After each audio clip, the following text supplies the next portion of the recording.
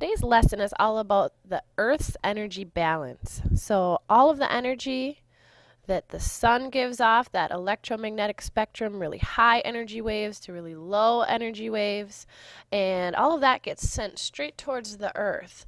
What happens when that energy gets to the Earth? And how does the Earth balance out that energy to keep itself pretty stable? Our seasons are pretty stable. Our weather is pretty stable for the most part. So how does that all work? Okay, first thing that I want you to do is I want you to brainstorm a list of ideas. When the sun's energy hits our atmosphere and enters our atmosphere, what happens to it? What are some things that happen to that energy? The picture here is showing you one of those things that can happen with that energy. If you get a very big pulse of energy from the sun, it can cause northern lights, also known as aurora borealis, which you can see sometimes if you go way up north. The closer you are to the north or south pole, the more likely you are to see this event happening.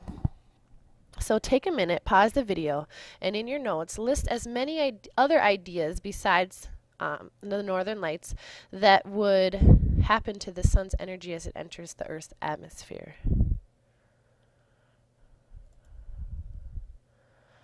All right, some of that heat that comes in is going to help regulate the temperature on Earth. What would you guess is the average temperature on Earth? And this is taking into account all the really cold places like Minnesota and all the really warm places like, I don't know, the Bahamas. And what's kind of the average temperature that exists? If you're looking Celsius, it's about 15 degrees Celsius. Fahrenheit is 59 degrees Fahrenheit is the average temperature. Pretty moderate temperature, pretty well in that middle zone for things to survive and live. This average temperature happens because we have a balance of energy coming in, so the energy that comes from the sun comes in through our atmosphere to the Earth, and we also let some of that energy back out to space. And this process has to be balanced very carefully in order to get this nice average temperature. If our temperatures warmed up too much or cooled down too much, it could throw the entire balance of the Earth off. So, of that 100% of energy that the sun sends our way, only about 70% of it actually makes it through our atmosphere and stays in our atmosphere. 30% of it gets reflected back out to space, either by clouds or different particles in our atmosphere, dust particles, CO2 particles, sand or snow. Sometimes it will make it through the atmosphere, hit something really bright like snow, and bounce right back out. And that's included in that 30% that we don't get to ever use. So 70% of it, though, does come all the way through and stays within our atmosphere. So we break that down a little further. Okay, of that 70% that stays, a third of that energy the Earth is going to use to power the hydrologic cycle, or also known as the water cycle. So the raining and then the evaporating and then the condensing into clouds and raining again. A third of the energy that gets into our atmosphere is used for that. The other 2/3 of the energy that gets in is used to warm our atmosphere and to warm up our oceans and the land, the continents. And if we didn't have that energy warming us up, there would be no life here on Earth either. So, again, we said 70%, which is this half over here, of the sun's energy will make it into our atmosphere. Of that 70%, 51% of it is absorbed at the surface, so it heats up oceans and land. And 19% of that 70 is actually absorbed and used to heat up the atmosphere. The 30% that is reflected back out that we never get to use is represented over here on this side. So 20% of that is just bounced right back up off the clouds and back into outer space. 6% of it comes off of the atmosphere, and 4% will make it all the way to the surface and hit some sand or salt or snow and bounce right back out.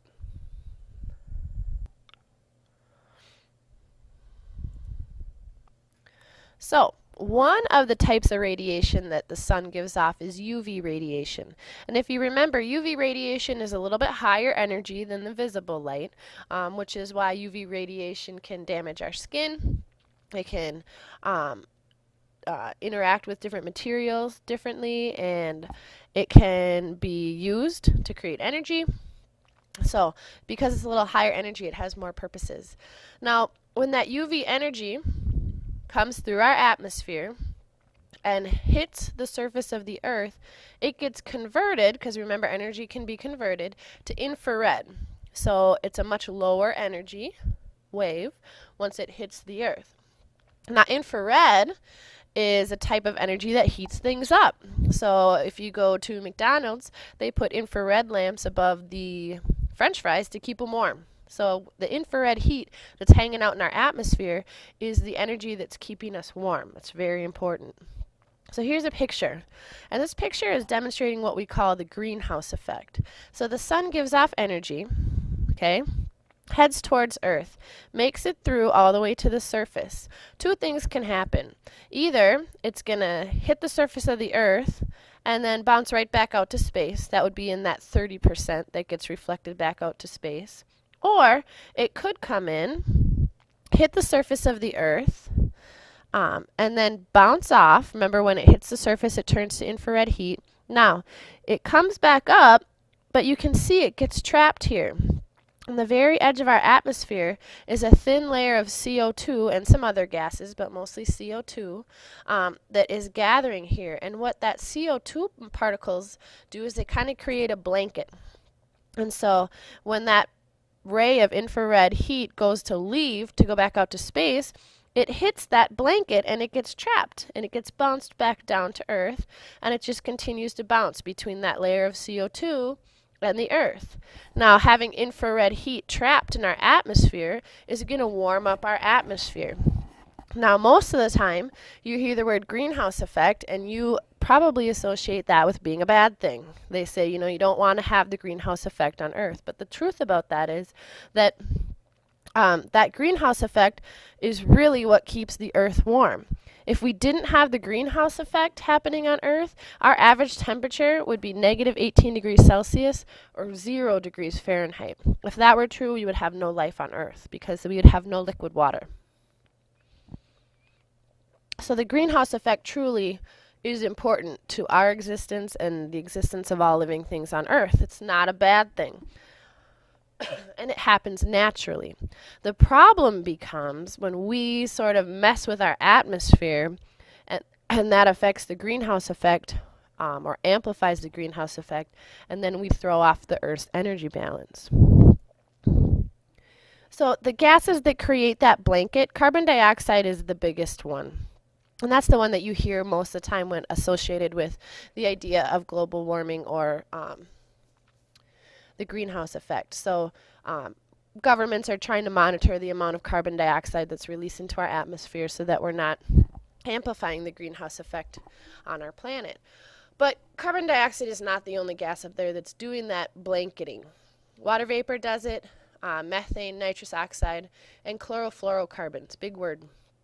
Okay, we try to limit the amount of all of these things that we're releasing into our atmosphere, just because it's just going to make that blanket thicker and thicker. So as we release more and more CO2 into the atmosphere, what can happen? Okay, obviously if you're releasing more CO2 or any of those other gases, that blanket that's on the very edge of our atmosphere is going to get thicker and thicker. Well, if we're putting a warmer blanket on the Earth, okay, more CO2, that means that more of that infrared heat is going to get trapped. Less will escape back out into the space. And so we're really going to throw off that balance of incoming energy and outgoing energy. If we trap more heat in our atmosphere, that means we're going to have higher temperatures on Earth. And when we get that out of whack too much, we end up melting glaciers and causing deserts and droughts and rainy seasons where they're not supposed to be. It throws off the temperatures and weather of all the areas on Earth. And eventually you get too high of temperatures and we're going to throw the energy off too much, and our whole Earth is going to, it's not going to burn up, but this would be global warming. And when you have global warming, it is a very serious problem.